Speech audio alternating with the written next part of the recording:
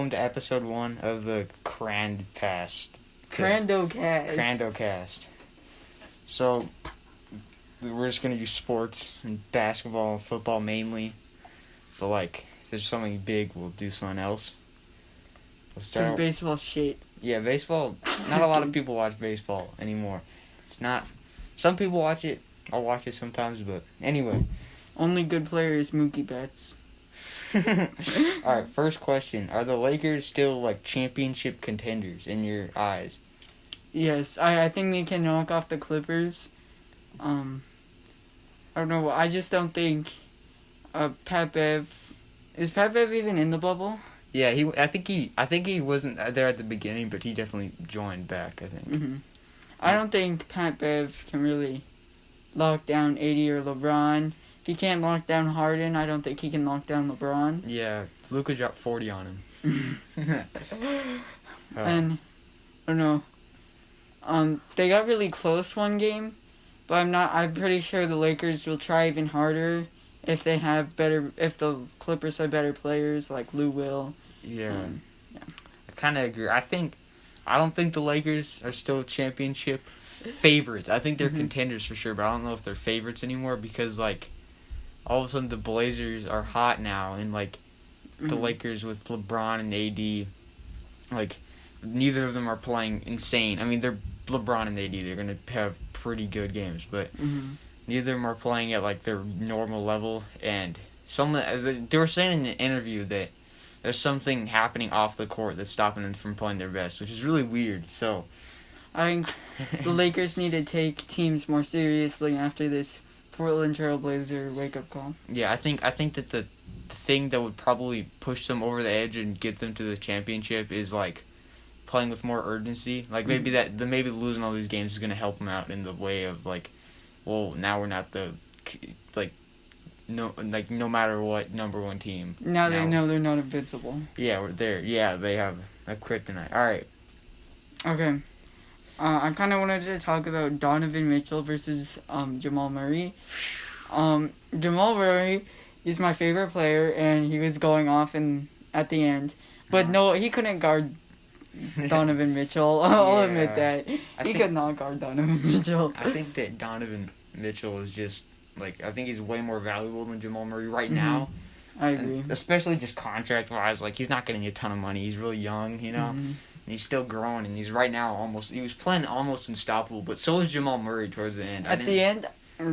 Jamal Murray. Yeah, they were both just going off, and then I don't know. Donovan Mitchell, I think, has the brightest future.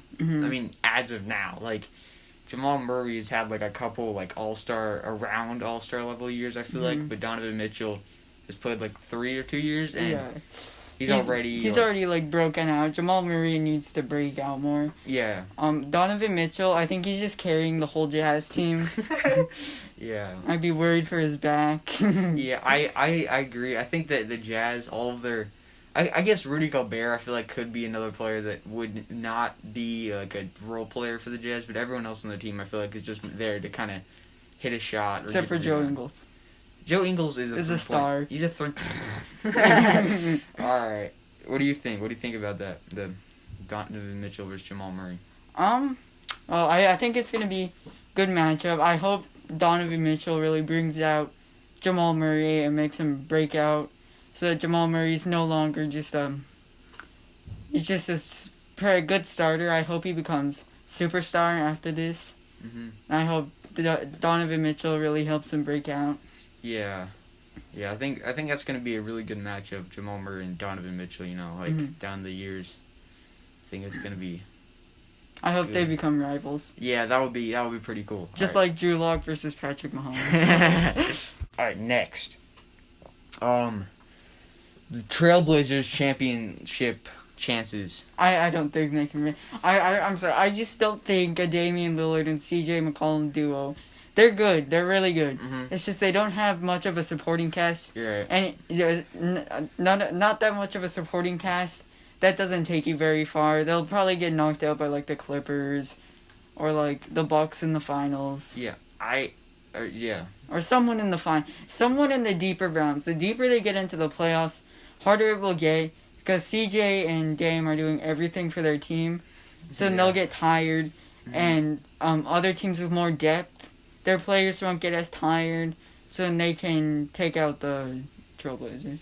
Okay, I got a really different take on that. I think that the Trailblazers have a pretty high chance if they get past the Lakers. I think they have a pretty high chance of like making it to the championship.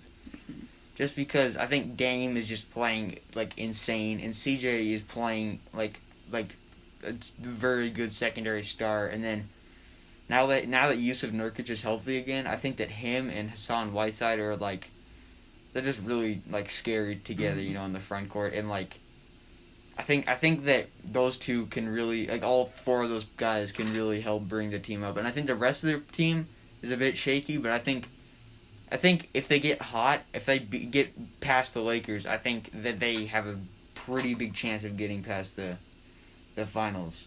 Well, they were horrible the whole season, and now they're just really good. So you wonder if they'll just break at some point and come back to their earlier regular season form. You're right. I think another thing is injuries. Like I feel like any injury to most of the teams in the bubble would just be so devastating, especially the Trailblazers. Like losing Nurkic or CJ. If you lose Dame, it's game over. Yeah, same. And like with the LeBron and AD, if one of them gets injured, it's over as well. Same with the Mavs, Luka and Porzingis. Probably like a lot of teams, one injury is really gonna like ruin their chances. I think the Lakers without LeBron right now are probably better than the Trailblazers without Dame because I just think AD is a superstar. He's not like a secondary star like CJ. He's a superstar. He's like proven himself. He's a superstar. The Lakers, I think, would do better with just AD than the Trailblazers with just CJ. I can kind of agree with that. Yeah, I think last night or the last game they played though, I think that if that was the circumstance of like losing LeBron or losing Dame, I think that the Trailblazers could have won that game just because LeBron that game was just literally just carrying the whole team. Like Danny Green, KCP, and like the rest of the team. I mean, those two missed free throws though. Yeah, that was horrible. And like the rest of the team also was just missing shots. I think LeBron could have done better and that might have pushed them over, but without LeBron in that game, I mean, it's hard to tell because without Dame in that game too, it would have been so different. It's hard to tell. I can agree with you there, yeah.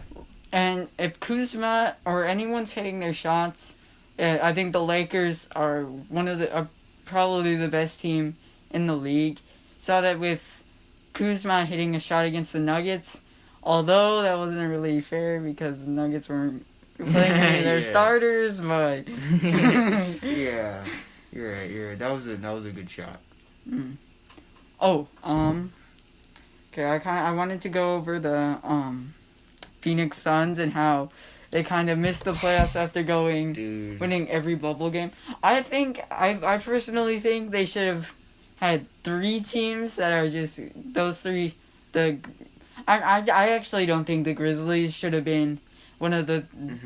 I think it would have been so much cooler for 2 really hot teams at the Trailblazers, the Suns, to go against each other in that final game. Oh yeah, that would have been something else. And I think the Grizzlies, they lost Jaren Jackson too, so like they were there was pretty much no chance almost. Like Ja had to just like carry their team, and Ja is like so young. I don't know if he's able to completely do that yet. And Ja wasn't even doing that good in the bubble. Yeah, you're right. He was and then Jaren Jackson Jr. was like their second leading scorer. He was at the top of their team. And then all of a sudden he's just like out, and now they're pretty much screwed. But the Suns are so hot. It's heartbreaking to see them like lose, you know. I really wish that the Grizzlies would have lost another game after they lost Jaren Jackson, or they would have lost one more game, and then it would have been Suns Trailblazers. I'm pretty sure. It's just such a weird like dynamic, you know. Yeah, I mean, I get it because if the Suns had been playing like that all season, they would have made the playoffs easy. But they weren't, so they're not in the playoffs. Yeah, it's tough. I was just. Imagine being a Suns fan, dude. That would be so tough. Just like you're so happy your team's going undefeated, and all of a sudden, they can't make the playoffs unless the Trailblazers lose to the Nets, who like barely are in this anymore after they lost 2 of their like only They're 2 star players. And what does this undefeated record really get the Suns? That it's just, I mean, I guess, like, momentum going into next season, but they lose out on a higher draft pick, and I don't know. Yeah, I think that at most it just helped them with, like, their culture a bit. Mm-hmm.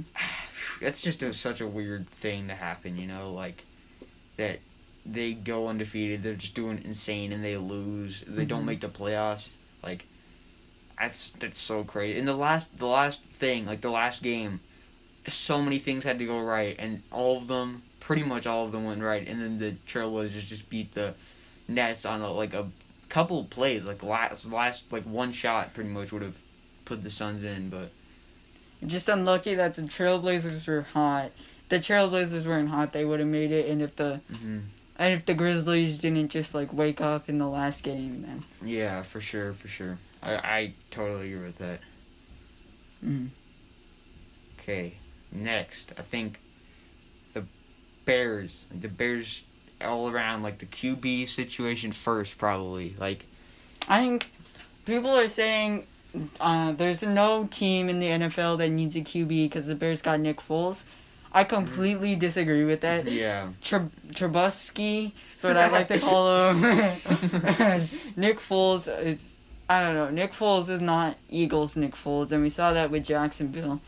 I think Bears, they should try to get Trevor Lawrence. I mean, or Justin Fields. Yeah. You know, your favorite quarterback coming in the draft. Yeah. Allen Robinson is a great receiver. Mm-hmm. I like everything. I like a lot of things on their roster except for QB. I hate Trubisky. He's not even handicapped like Winston. But people are saying they could have picked Mahomes over Trubisky. But Mahomes, I don't think would have developed as good on the Bears, as well on the Bears. Yeah. Because they would have started him right away. They wouldn't have given him that year to sit behind a great QB and Alex Smith. Yeah. Yeah, I totally agree with that. I think that Trubisky is going to end up being the starter, especially if Nick Foles has been kind of injury prone. I mean, not injury prone, but he sat out a lot of time with just some big injuries, and I think if that happens again, I think Trubisky will 100% be the starter then, but I think that he should have a pretty good season, like, especially with all the elevated kind of, like, competition. You know, I don't get what happened last season. I think it was so weird because they had all the pieces, and then Trubisky, kind of screwed up, and their offense just did not work well at all. Like, it was just horrid to, like, they were having, like, 90, like, yards a game or something like that against the Eagles one time. I was like, dude, what is that? That's just horrible. Yeah, That's I think... sad to watch. I can't believe they took Trubisky, who was predicted to be, like, a late first-round pick over Deshaun Watson. Yeah.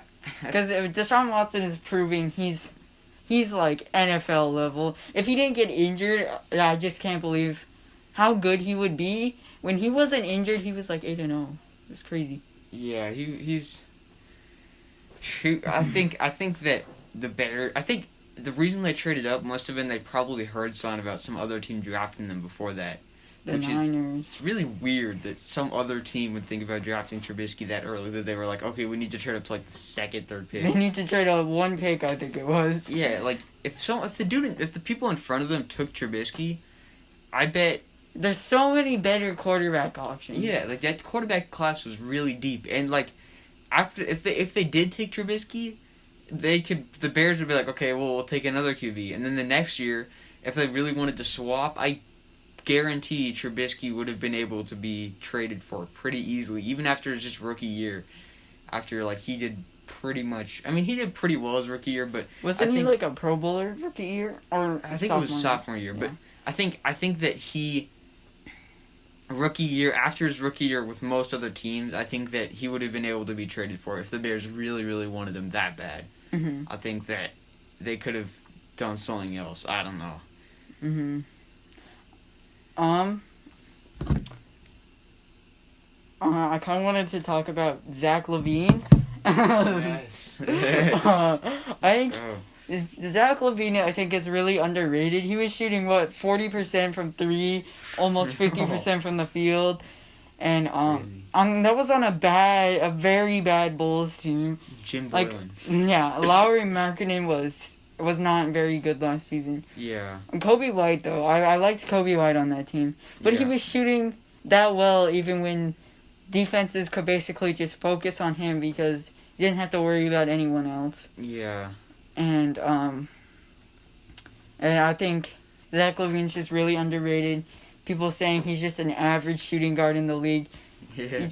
I don't think so. Yeah, I think he probably could have made the All-Star game, and like maybe next year or the other year with the same stats. I think most other times he would have made it. Mm-hmm. He's just a really good player. I think Jim Boylan really like stunted the team's growth by like putting in like making it like almost like a 10 like 11 man bench depth or something like pretty deep, and that was just not what they wanted to do.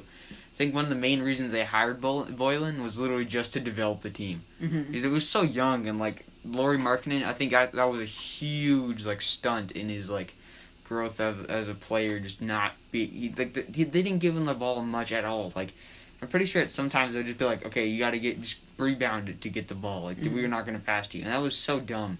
It's kind of like what the Knicks do with their young players. Like with Knox, they just don't. Knox misses like 3 shots. He's like 0 for 3. Knox. They just stop giving him the ball. Yeah. But then when Julius Randle's like 3 for 30, they keep giving him the ball because they spent a lot of money on him. Yeah, I think the Bulls have such a young core that like the Kanye Show. I don't know how to pronounce his name, but like their new like front office, I think they can really do good with like developing a newer team with all these young players. I think eventually Zach LaVine, if he like really has like a good team around him, I think he can be maybe even better. Like his assists were not that amazing, and I think, but like that was partially because he was passing to like Otto Porter. Like he was playing with like Otto Porter and like Daniel Gafford, and they were like throwing it up to all of those guys, and that was like the only 2 people he could pass to on the team pretty much when he was on the floor. Sometimes that was just insane. And Jim Boylan was just not a great coach. I think he's a pretty good guy, but coach wise he's not that great. Maybe he's a good assistant, but not a head coach. I think whoever they hire next will be better, 100%. And I hate that. I hate the accusations that Zach LaVine wouldn't be nearly as good on a winning team. He's shooting high percentages, so he would still be scoring a lot because he has high volume on a bad Bulls team, and he's still shooting like 50-40 from the field, and that's crazy.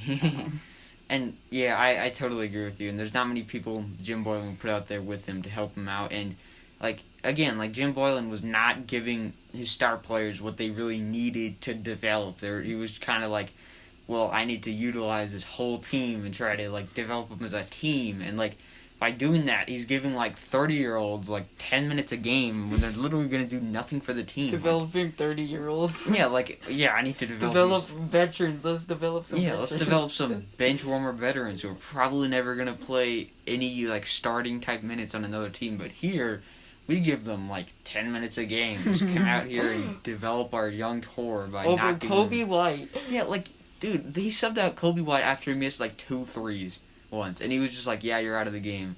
And he subbed him out for, like, 28 minutes before he subbed back in. They asked him that about it after the game, and he was like, why did you sub him? I was like, because I said so. Like, dude, that's just stop. That's not something you do. I don't know. I think Jim Boylan, if he ever gets hired again, he shouldn't be a head coach. 100%. He's just not built to be a head coach. Yeah. I think he doesn't know how to run the team that well, you know?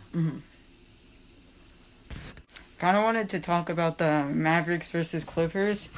Kristaps Porzingis, that was just dumb how he got ejected, protecting Luka. And the Clippers still almost lost with the Mavericks without Kristaps. Yeah. I think I just think the higher seeds, they have it bad because the Lakers and the Clippers, they have some really good teams they have to go against. For sure. And Yeah, I think the Mavericks are kind of underrated as far as depth go. I feel like they have Seth Curry coming off the bench, and I think a lot of their players are not like big time role players, but they're people that like can make a shot if you really need them to. You know, they're people that will come in and like give you like maybe like 2 points a game, but they're the points you really need. You know? JJ Barea. Yeah, like yeah, Maxi Kleber. Yeah, I think that those people are kind of people that can help you out in those type of situations against like when you like Kristaps gets ejected for some dumb reason. You're like, okay, well now we need to just like score a tiny bit and maybe like keep the lead. I think they had a lead then, and they failed to do that, but just barely. Like I think if they get past the Clippers, they can go pretty far as well. Well, Kristaps, it's not only his scoring that they're missing out when they lose him, it's his defense. I don't think he's an underrated defender because he's 7'3". Everyone knows he can easily block shots. Mm-hmm. But I think he is a very good paint protector. And losing him in that game, that was just a big loss. Mm-hmm. And, yeah. Yeah, I think that, I think Luka also needs to kind of limit his turnovers. He's getting the ball a ton a game. I get he's going to turn over, but 10, like, dude, that's James Harden level. Yeah, that's when you need to start like telling him to stop. Do not turn it over anymore. That stuff can like completely cost you a game, especially a close one. But he's done some amazing things. So I guess you can kind of like forgive him for that. But eventually he needs to get like acknowledged that he needs to stop turning the ball over so much. I think that's what he should work on over this off season. I think Luka is the future. We've seen that. He's proven it. He's averaging like a 29-point triple-double. As a sophomore, I think that's just crazy. Yeah. He's just so good at this age. Yeah, I think if the Mavs are able to get some like assets, some young players on the team that can, or maybe even some veterans, some just decent players to surround Luka other than Porzingis. I think they have all those role players I was talking about before, but I think at the same time, they need some other like big time shot makers that like Luka can they can help out Luka, you know, like Boban. Yeah. Yeah, but I think like other than Porzingis, Luka doesn't have a big time player on the team. Not even like a huge star player, even like a Brandon Ingram, who's actually not Brandon Ingram had a really good season. I think they should get someone that's not a huge ball handler because so Luka's right. If they do get someone that's a huge ball handler, they have to be okay with coming off the bench because that's where they'd be needed. 100%. But I think they should get a very good catch and shoot. I think they should get Melo. Melo to catch and shoot. He's been amazing in this bubble. 100%. Skinny Melo. Skinny Melo, bro. And he's just been amazing. He's just been a really good shooter, really clutch. I think he'd be a great player for Luka to be able to pass to in the clutch. You're right. I think if anyone in this draft would fit that kind of role of like just a shot maker, I think actually in my opinion it would be LaMelo Ball, just because of his like, even though he's a ball handler and a playmaker he will like he's good at shooting, you know. And I think if he was like if they were fine with him coming off the bench, I know LeVar was like no, he's not coming off the bench, but if he did end up coming off the bench, I think the Mavs would be a great place for him to go, just because like that environment with the rest of the young or the people that have played overseas too, like they all have that in common. They can all kind of bond over that, you know. It'll probably help them out. LaMelo is just such a big personality. He's not coming off the bench. I think they're probably not going to get him, but I think Anthony Edwards would also be a good option. 100%. He can make shots, and he's very good at defense. He can clamp up, and that's a very good. That's just a very good player to have on your roster. Have them clamp up star players in the playoffs. Like, that'd just be a great player to have. Yeah, I think they do have some like players that they could probably trade up in the draft to get them. Like Jalen Brunson. Yeah, unless he gets picked in like the top 3. I think if he falls out of the top 3, I think the Mavs should for sure somehow trade up and get him. Because that's just such a big like yeah, you're right. That would be such a big player for the Mavs to have. Just someone that can play a lot more defense but can still like Great succeed on two-way offense. player. Yeah, 100%. And they really need some some more defense, because their offense was like record breaking this year. They had an amazing offense, but I think that was primarily just playing through their 2 stars. And when it's their bench, I think their bench is a lot more well-rounded. Like, more people will take the shots. It's not just playing through 2 people. But I think when their starters are out, they're mostly just playing through Luka and Porzingis. Well, I think Luka's been playing more of like a point guard role. So I think Anthony Edwards could probably start. If he's willing to not be a primary ball handler and work on his off-ball, he'd just be very good. Oh, yeah. Or if they can get, like, Clay, that's like... That would be game-changing. That would be final... Yeah, that would be finals contenders. Final contenders.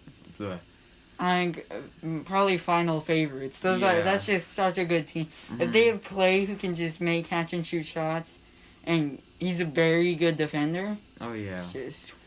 That would be crazy. And I think they have Seth Curry, too, who's just a dead-eye shooter. I think... he has, like, a 48% career percentage. Yeah, I think any young shooter that they can get would just be helped out so much by, like, having Luka, Porzingis, and Seth Curry on the same team, just, like, helping them out. That would be so special. I think that's probably exactly what they need, is just some young two-way shooter, maybe. Yeah. That can grow with the team. All right, next, I think the Browns...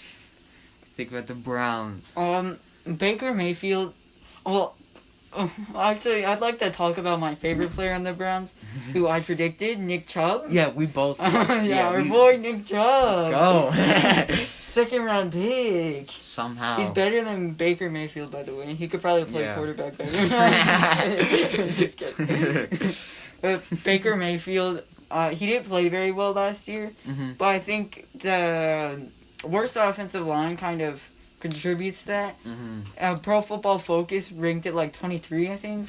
It was very low. Yeah. And Baker Mayfield, think with better options, he should be able to step up his game this year. If he doesn't break through, I'd be kind of worried. It's like the Mitchell Trubisky situation. Yeah. He has a good year, and then he just stalls at mediocre. Yeah. I think they would need I think Baker Mayfield would be a huge most improved, comeback player, favorite, I guess. Yeah, for next year, just because if he has a really good year, if he can really step it back up to his rookie level, but improving, higher, yeah. Yeah, that would be so crazy. That would be a big difference for the Browns. I think their offensive line definitely needed help. I thought they were gonna get Trent Peterson. I think it's Trent Peterson from the Redskins, and they traded him, but they traded him to the 49ers. I think the Browns really needed him, and I think they had Kareem Hunt that they could have traded, because Nick Chubb is their number. I think Nick Chubb's gonna be a number 1 running back. Nick Chubb is just out of this world. I love him. He's a great guy. He's a great running back. I hope Baker Mayfield this year. I don't care if he just advances stat-wise like Dak Prescott. Every year he's been getting better stat-wise, Dak, but he's just not contributing to a winning culture. I think it's more important for Baker to be a good enough quarterback to contribute to a winning culture. Even if Jimmy Garoppolo gets flamed for this.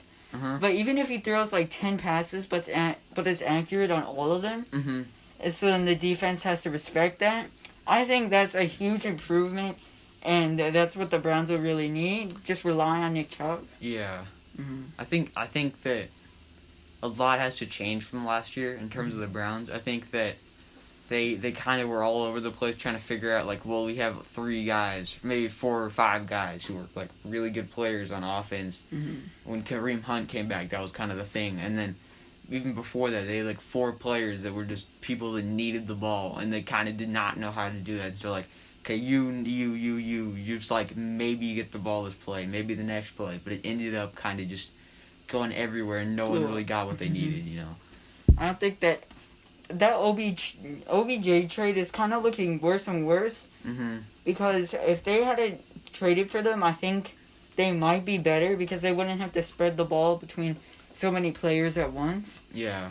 they could have gotten more value, I think. For that, they could have gotten better offensive linemen or something with those picks. But OBJ, I hope it works out this year. They figure out a system to incorporate all of them, still make them their brilliant selves. But yeah, I think that if OBJ, I think that with everything they gave up from, they could have got maybe another player that would have had a bit more of an impact. I think the big thing that OBJ did was kind of like he kind of helped push the fans, all over the edge. Like, well, we have a chance this year, and that kind of helped him out a bit. But yeah, you're right. I think that the OBJ just hasn't like put up the production that they really need from him. And I think another thing is Myles Garrett. Like Myles Garrett got so much money from him. I think he partially deserved it, but I think they could have given him like 10 mil was a lot, but maybe they could have been like 10 mil less, and then next offseason they would have had a lot more money to like kind of explore, like kind of throw it around. Actually, I think OBJ, he does take up a lot of attention just because he's such a good player, but he has such a big personality. Yeah. So it's kind of like it's kind of hard to have him on your team, because if you're not throwing him the ball, he's gonna get angry. Yeah. And what he's really good for is grabbing all that attention. And if he can do that for 1 year, which he probably can't do, next year he'd do really well. I'm guessing, because everyone's just forgetting about him. Yeah. But if he's able to do that for 1 year, Nick Chubb, Jarvis Landry, they'd probably go off. Yeah. But sure. OBJ is such a big personality, they need to keep throwing him the ball. If he could do that for 1 year, I think the Browns would be a much better team, and next year OBJ would have a very good statistical season. Yeah, for sure. I wonder how Kareem Hunt's gonna do. Like, what do you think? Because I doubt he's gonna be the number one running back. I hope he's not. Yeah, I think Nick Chubb needs that number one running back spot, especially after last year. He was almost the number one leading in rushing yards. The running back. Yeah, so Derrick Henry went crazy. Yeah, but then Derrick Henry kind of closed it out. But I think that he really needs that development, And Kareem Hunt, I think it would be so much more helpful if Kareem Hunt was more of a veteran and he could more. If Kareem Hunt had put a couple 3-4 more seasons like he had in Kansas City, I think, and he had been a veteran by then, and he'd come to the Browns after that, it would have been so much more valuable to the Browns, just because Kareem Hunt really, I feel like Kareem Hunt, not Kareem Hunt, Nick Chubb, what he needs most right now is kind of that leadership. Like, not someone that's taking his role, but someone that can kind of teach him more about what to do. Like, I think a very good running back I'd hope they pick up is Frank Gore. Ooh. Frank Gore as a mentor, that would be sure. I crazy. think either Frank Gore is LaShawn McCoy still a free agent. I think someone picked him up. Well, Frank Gore, he just reminds me of Nick Chubb. Well, Nick Chubb, he's really good at finding those holes. I love how Nick Chubb is able to just explode through holes. Yeah, and he's so powerful. He's so smart. Yeah. Yeah.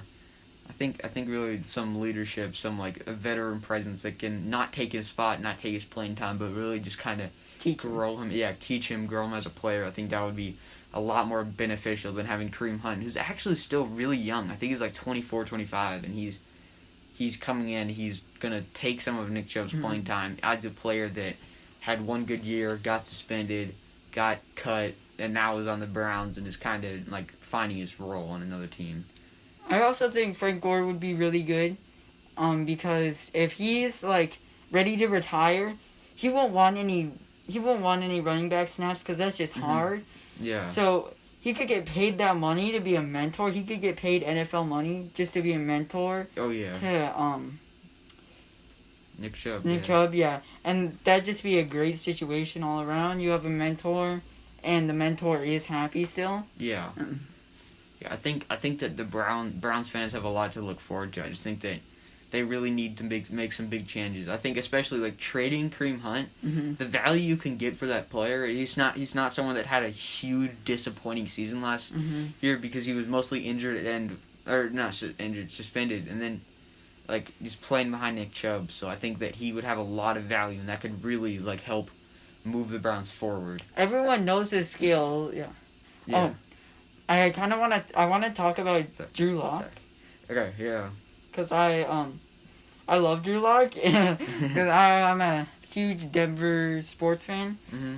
And I really hope Drew Lock and Patrick Mahomes become rivals. I'd just be so great as a Broncos fan, just to be able to watch those games where they're just going at it. Mm-hmm. And I really hope Drew Lock takes a next step this year. He was good last year. Mm-hmm. I hope he becomes a superstar quarterback this year, because he has all the weapons. He has Noah Fant, Cortland Sutton, Jerry Jeudy, KJ Hamler. Just I think the Broncos also need to fix their offensive line more. They got some good pieces. Mm-hmm. They got like they got that Glasgow guy from the Lions, I think. Yeah, I think yeah. And that's pretty good, but I just don't see him as being that guy. Yeah, that offensive lineman. Mm-hmm. I don't see him as being. Yeah. I don't see that, and I like Philip Lindsay. He got less carries last year, Mm-hmm. but he did really well last year. I think, considering his carries, he averaged like 4-something yards per carry. That's crazy. Mm-hmm. Yeah. Mm-hmm. I think he's really young too. I think also, like Drew Lock went 4-1 last year as a starter, and that's when they started to heat up towards the end of the year. I think adding Jerry Jeudy to that kind of mix, and Melvin Gordon. Melvin Gordon, I think, is a guy who can last year they're kind of splitting the carries with Philip Lindsay, and I get doing that because Philip Lindsay's kind of a younger guy, is kind of more at risk to get injured. But I think that with a guy like Melvin Gordon, who can really do that extra things that Philip Lindsay can't do as a power back, more of a power back, I guess. But I think that he can really help out that Broncos offense. Same with Jerry Jeudy, Drew Lock with the extra weapons, I think is really scary. And with the added additions in the offseason with the O-line, I think Drew Lock is going to get a lot of help this year, and I think that's really big for him. Yeah, and I think Jerry Jeudy, I think pretty soon he will have more catches or yards than Cortland Sutton, and I just think that's because he just has a gift of route running, and he can get open so easily. Yeah. It's just he'd be open more, so he gets more catches and more yards. Mm-hmm. But that doesn't take anything away from Sutton. Sutton's an amazing receiver. Mm-hmm. It's just he's not as great of a route runner, so Drew Lock, he'll probably see Jeudy open and throw it to him more. Yeah. But Sutton, you won't have to put it in the right spot, or you just throw it up for him and he'll catch it. He has some really nice hands. Yeah. But I think soon enough Jeudy will be receiving stat leader. Yeah, I think getting Jeudy also really helped the Broncos out with reducing their level of interceptions next year, especially because I feel if you're throwing it up to Cortland Sutton, most of the plays, he will catch it a lot of times. He made some spectacular plays. Sometimes he'll be really open and he'll make some plays off of that, but I think a lot of the time you just gotta throw it up, and that means you're gonna throw a lot of picks. But throwing it to a guy like Jerry Jeudy on top of that, I think you'll always have a guy wide open. You'll never have an excuse really to just be throwing a horrible pass to just out in the open where it's a 50-50, maybe double covered Cortland Sutton. There's no excuse to throw it to anybody. I don't know how to explain it as much, but not as bad of passes. No excuse to throw a horrible pass anymore, because you have two great receivers who are, one of them is just going to be open almost every play, and the other, if you throw it to him, if he's not double covered, I bet he's going to usually come down with the ball, or he's going to be open. And we have KJ Hamler, which we haven't talked about much. And KJ Hamler, I really like that pick because he just makes the whole defense to stay back a little bit. They can't just all creep up on the line and while Jeudy gets open on slants or out routes. And they have to respect that, so it's kind of pick your poison, I guess, which is you can either let Sutton be single covered by a corner and catch it.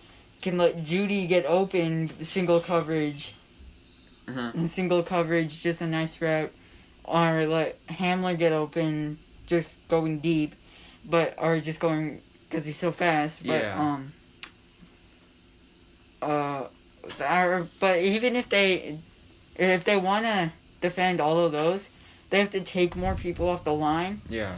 Which leaves more space for Philip Lindsay. Mm-hmm.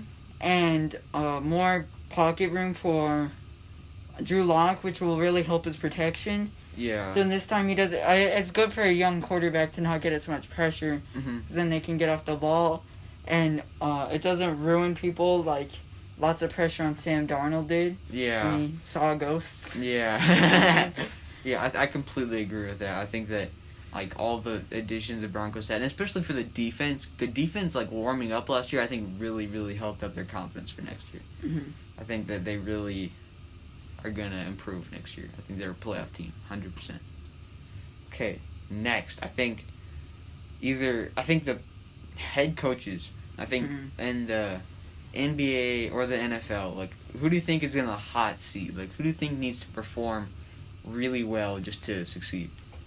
Well, I think in the hot seat right now, for Bill O'Brien, if he just traded away D-Hop, which is a very good receiver for Deshaun Watson, and the team can't perform because they got David Johnson, the team can't perform. That's just gonna look bad on him. He's no longer gonna be one of the managers. He's probably gonna get fired. I think they should probably get a better coach. Yeah, I think that's a really good answer. Yeah, I think Bill O'Brien for sure. Everyone had like that created a ton of controversy. Even though I think there was something about D-Hop like ending up he wanted to get out of Texas, but I think that like I think they could have found a better trade for that. I think another coach that's in the hot seat is Matt Patricia. The Lions, they had a hot start last year and then they just fell off. Like, I think part of that is from Matthew Stafford getting injured. Yeah. If Matthew Stafford, he was just doing so well last year and then he had to get injured. And really their backups, they were really underwhelming. Yeah. Kenny Golladay was a bright spot though. Yeah.